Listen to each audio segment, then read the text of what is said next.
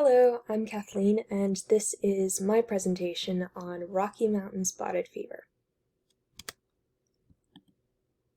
These are a few pictures from when I visited the Rocky Mountains with my family a few years ago. It's a really beautiful national park, and I would really encourage you to go, albeit with the preventative measures that I will mention a little later on to combat Rocky Mountain spotted fever.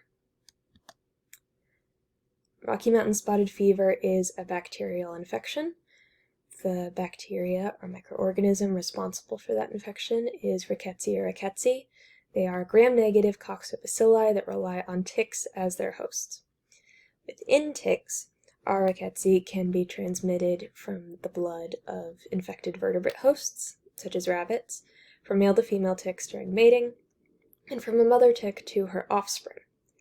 While R. rickettsii can be transferred by eating food that contains, or otherwise coming into contact with feces of a diseased tick, also rarely blood transfers from an affected human. The most common method of infection is a tick bite. It is a zoonotic disease, and its end target is humans. The transmission is not from human to human, only tick to human. Once within a human bloodstream, R. rickettsii invades endothelial cells, which line blood vessels, and induce their phagocytosis by making changes to the cytoskeleton, releasing more R. rickettsii, which all can evade immune cells. Rickettsiosis diseases are found around the world, including Spain, Russia, and in the Republic of Congo. However, Rocky Mountain spotted fever is specifically usually considered endemic to the Americas and not to other continents such as Africa. Rocky Mountain spotted fever is reported in the lower 48 states of America, but mostly concentrated across the south and southeastern states. Here are some images of the spread of ticks that carry R. rickettsii. As you can see, it's pretty broad. Especially for the brown dog tick, there's really nowhere in America you can go to completely avoid getting Rocky Mountain spotted fever, despite its name being after a very specific mountain range. Some history on Rocky Mountain spotted fever.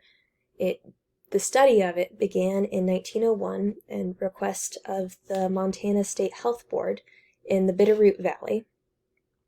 It was called black measles, and the reason that the research was so urgent, the Montana State Health Board had just formed, was that it killed 4 out of 5 adults. So a pretty bad fatality rate. It was called the black measles.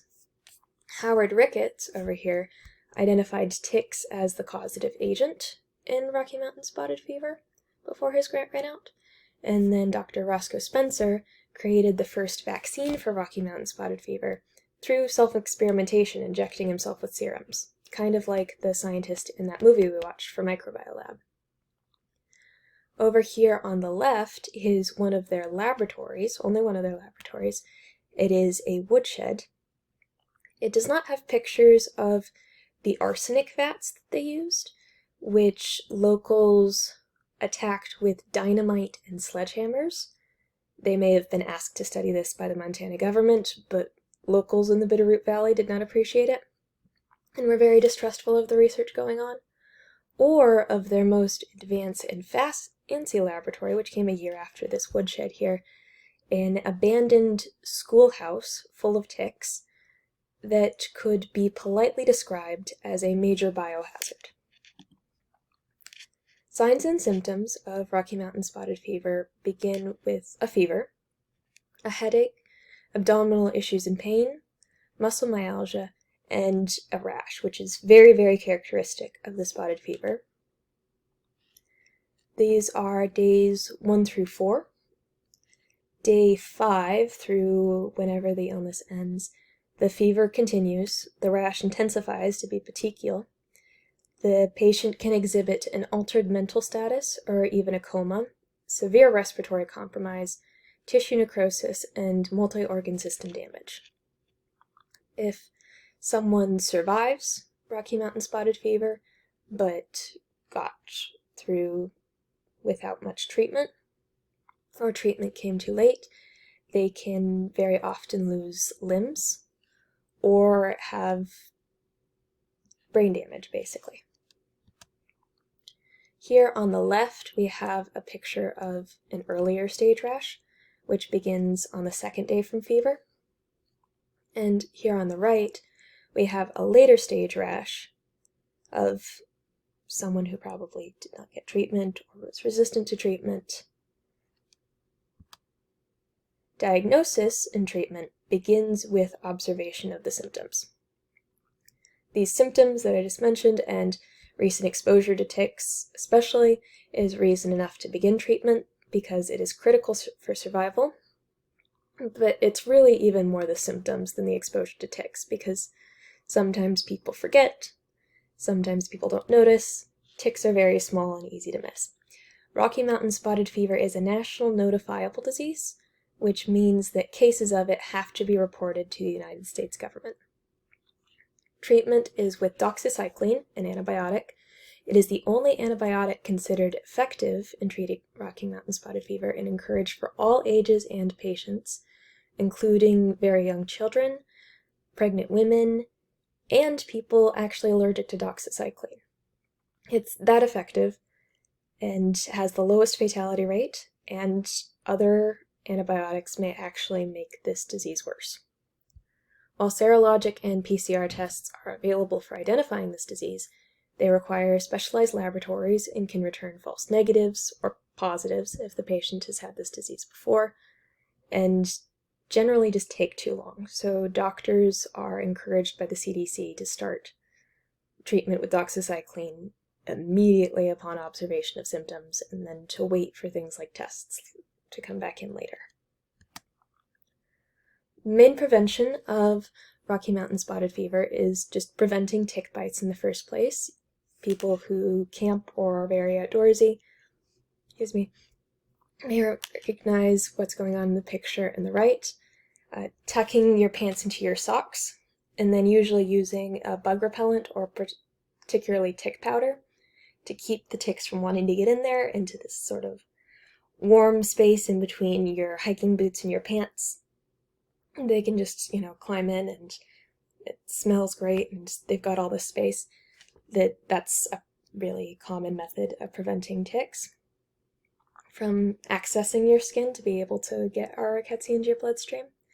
A vaccine for dogs who can carry these ticks bearing rickettsia was suggested in 2022. It has not been formulated or made and is not currently available. The vaccine made by Dr. Roscoe Spencer in the early 20th century is also currently not available. The main treatment just focuses on getting doxycycline to patients who need it. Statistics and risk factors of this disease are very age-based. Children under the age of 10 are 5 times more likely to die than adults with Rocky Mountain spotted fever. The other major risk factor increasing fatality is delayed medical treatment. Persons with a glucose 6 deficiency are also at higher risk of having a more severe case.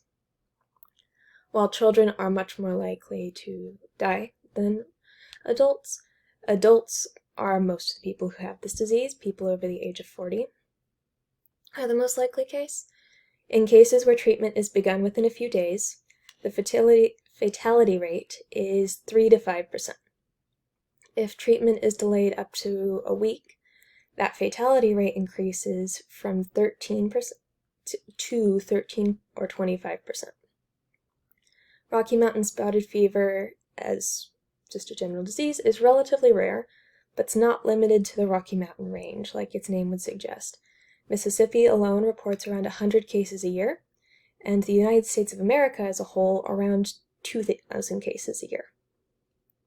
Like I showed earlier with all the maps of the ticks, you can really get it anywhere. In summary, Rocky Mountain spotted fever affects around 2,000 individuals in the United States per year, especially in the southern and southeastern states. It is zoonotic, spread tick to human host by bite, and then attacks endothelial cells. Rocky Mountain spotted fever, especially when untreated, can cause a characteristic rash, severe damage to organs, limbs, the nervous system, and eventually death. It is identified primarily by symptoms and by patient history. There is no currently available vaccine. It is best avoided by outdoor practices that prevent tick bites, and the best treatment is with immediate and continuing doxycycline. And as a sort of fun fact, when the research for this disease was ongoing, the drama around it was interesting enough to generate 2 Hollywood movies, 10 years apart, both focusing on the need to research Rocky Mountain spotted fever, the incredible fatality rate, and the race for a cure.